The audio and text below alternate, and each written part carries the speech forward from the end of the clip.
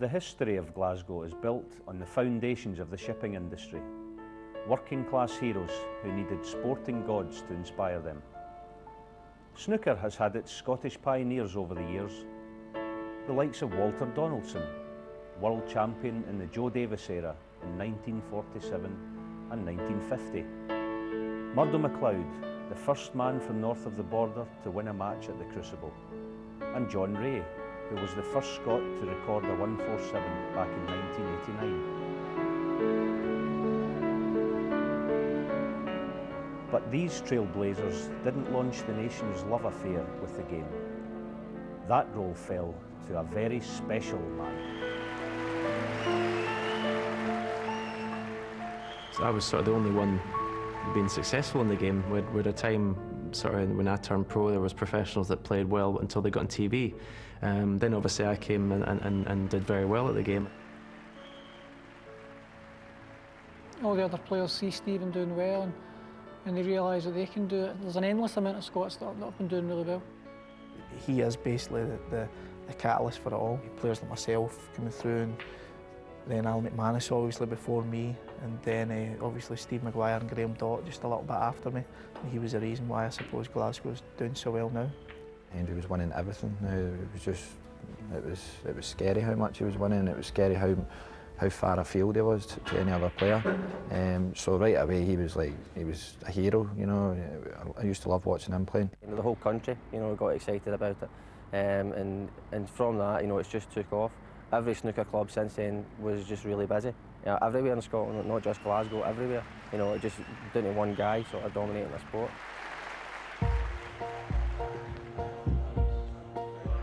On the back of Henry's success, Glasgow became a hotbed for potting perfectionists. On the local scene, activity peaked and I was one of the eager learners. I soon followed Stephen's lead into the pro ranks, conquering my former idol at the 1994 Masters, thus ending his 5-year winning streak. Glasgow finally had its first major champion. Its second came later that year when a young John Higgins took the Grand Prix, and the city's obsession was born. There's a lot of snooker halls in Glasgow. There's that many young lads playing at the time. You know, on the amateur circuit, it was an unbelievable amount of players. You know, and the majority were from Glasgow. And seeing like Alan McManus, who was playing in the club that I would go in and play in pro-ams, I could watch him practice, and you see that they're doing well, and it just makes you want to do well. You're learning from them, watching them, and if you're lucky enough to get a game with them when you're only a kid, it certainly helps to play them. John started winning everything as well. At that point, I was about 15, 16, and it gave me the drive really I wanted to be like them.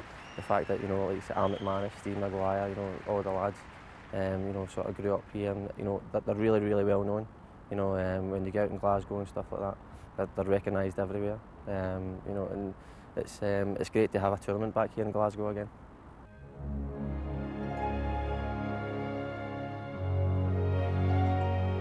Footballing rivalries have long made this city memorable, whether it be our eagerness to conquer the old enemy on the hallowed turf of Hampden Park, or the more pressing debate of Celtic or Rangers. Whether you're green or blue doesn't matter on the local snooker scene. Football colours are left aside in the battle for supremacy between Glasgow's two finest snooker clubs. There are 9 Scots in the world's top 72, and 8 of them play at either the Q Club or Craig Park Masters. Through in the Glasgow area, you talk about now every player now plays out of these 2 clubs. You have Al McManus, Steve Maguire, Graham Dott, myself. It's now we play in those clubs, and basically any of the young players coming through now, they'll all be coming through from these clubs. They're proper snooker clubs. Where I practiced in Larkhall was more like a pub than an actual snooker club. There just happened to be tables on it. All the pros that play in the Q Club have at one time played in the Masters, and it's vice versa. All the pros in the Masters have one time played here. I mean, now we're all pros, and even the guys that own the clubs, they're all friends and stuff like that. The Q Club's basically the cast-offs for this club. The guys like Steve Maguire and Alan McManus. I like the Masters. I like the Masters, and I'm sure John Higgins likes the Masters, and that's why we play there. But at the end of the day, I do like the Q Club. Honest. There's a lot more juniors in the Masters, what there is here. But up here, now we're all grown-ups in this club, you know, we don't mess about with juniors and stuff. But both of them are two great clubs. From shipbuilding to service industries, the nature of Glasgow's economy has changed massively in the last quarter century. The seedy glamour of urban decay has been polished into the gleaming facades of new Glasgow.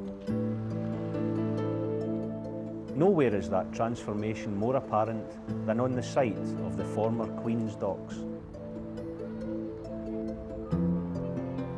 These are worrying times for the game's grassroots, but will the future shine? Look at the amateur game, there's up and coming players. There's one in the club just now, actually he's practicing with Marcus Campbell, so he's, Anthony McGill, he's now up and coming, and he's probably the next one you can see by far that could progress. But he's doing the right thing, he's in here practicing with likes of myself, and he's going to the Masters practicing with John Higgins and Marcus Campbell. No, he's doing the right thing. Last year I started under 14s, giving them free snooker if they were members of Scottish Snooker Limited. And there was 5 or 6 boys that did come in, and one boy in particular, Dylan Craig, he was coming in every day after school. It's a working class sport. Now, mums and dads out there just now maybe can't afford like £20–30 to give their son to come in and play all day at snooker. So it's great that George is doing it in here, and if other clubs done it throughout Scotland or the UK, I'm sure you would then get juniors coming back to the sport. It seems to be drying up a little bit. I don't think there's as many players coming through, which I think Scotland would be helped by an academy, would help. Like in England, I've got the Sheffield Academy, and I think it would help Scotland to keep it going, because we don't want to go back to the days where there weren't any kind of good Scots.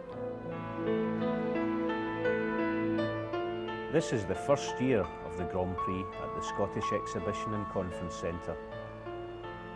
For a tournament that has struggled for an identity in recent years, perhaps Glasgow will be the place that it can finally call home.